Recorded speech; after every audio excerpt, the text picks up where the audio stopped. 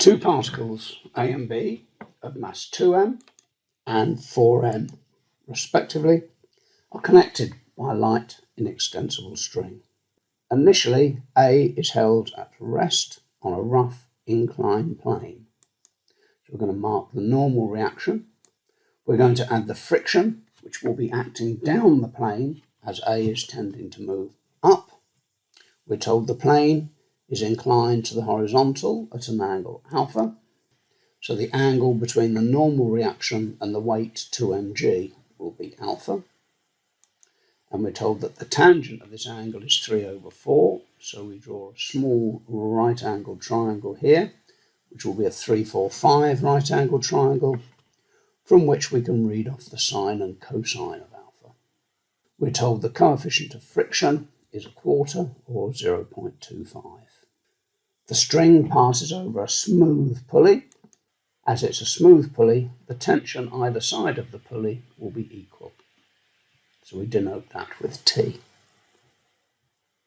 The part of the string from A to P is parallel to a line of greatest slope, and B hangs vertically below P.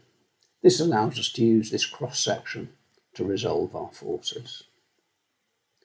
The system is released from rest with the string taut, with A at the point X, with B at a height h above the ground. Let's assume the acceleration of the particle A up the plane is little a, and correspondingly the acceleration of the particle B downwards will be little a. We're asked to explain why the magnitudes of the accelerations of the two particles are the same, and that's because the string is inextensible. We're asked to write down the equation of motions for each particle, applying F equals ma for particle A. We get the resultant force up the plane will be T minus 2mg sine alpha minus F, and that will equal the mass 2m times the acceleration. Similarly, for the particle B, the net force will be its weight 4mg minus the tension in the string, and this will be accelerating the mass of 4m with an acceleration of A. To find the acceleration, we add the two equations, which will cancel out the tensions, and leave us with 4mg minus 2mg sine alpha minus F equals 6ma. The reaction R will equal 2m cos alpha, as the reaction R and the component of the weight perpendicular to the inclined plane will balance. F equals 0.25R, so F equals 2mg over 5. And we substitute that. We substitute F equals 2mg over 5 into the previous equation, and we also put sine alpha equals 3/5, and we get the acceleration as 2g over 5.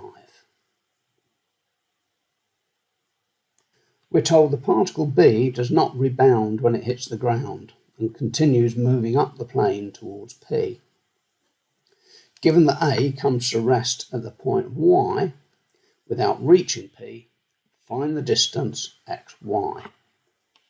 So first of all, we look at calculating the velocity of B, which will be the same as the velocity of A, because the string is inextensible, at the point in time when the particle B has travelled a distance h to the floor. We can use v squared equals u squared plus 2as to calculate this value, and we get a result v squared equals 0 squared, the initial velocity of particle B, plus 2a, the acceleration was 2g over 5, times the distance s, which is h.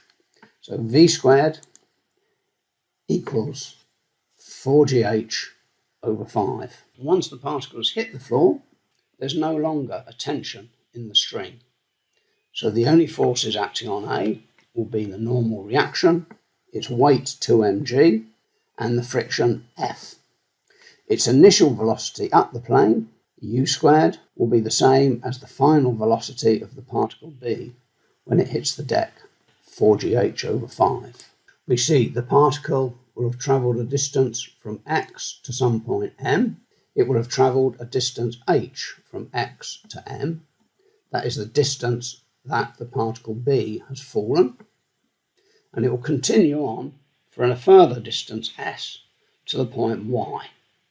Let's calculate the new acceleration of the particle A going up the plane. R still equals 2mg cos alpha.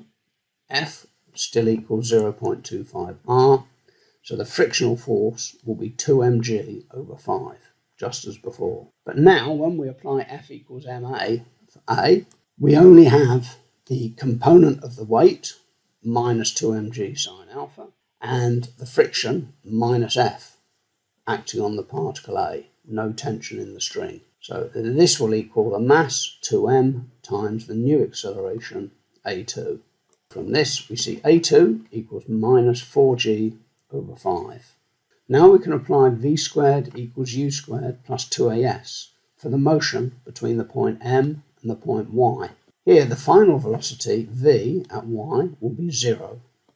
The initial velocity is u, and the acceleration is minus 4g over 5.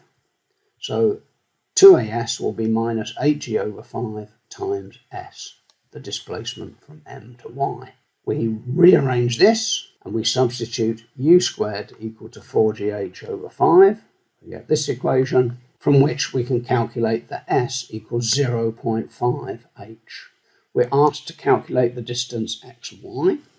Xy will be h plus s, which will be h plus 0.5h, which equals a 1.5h.